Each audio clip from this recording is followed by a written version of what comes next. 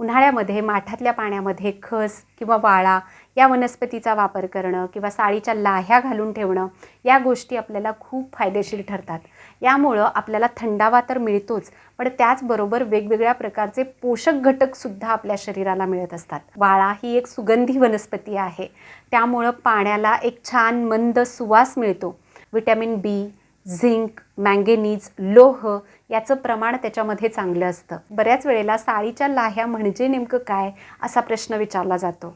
तर दिवाळीमध्ये आपण लक्ष्मीपूजेसाठी ज्या लाह्या वापरतो, जे चिरमुरे वापरतो, त्याला साळीच्या लाह्या म्हटलं जातं आणि या खूप गुणकारी असतात. साळीच्या लाह्या ह्या आपल्या पचनाला मदत करणाऱ्या आहेत, बद्धकोष्ठता कमी करणाऱ्या आहेत, ॲसिडिटी कमी करणाऱ्या आहेत, पिरियड्समध्ये होणारे पेन्स कमी करणाऱ्या आहेत, आपल्या ऊर्जेचा स्तर वाढवणाऱ्या आहेत, आपली ऊर्जा रिफिल करण्यासाठी मदत करणाऱ्या आहेत.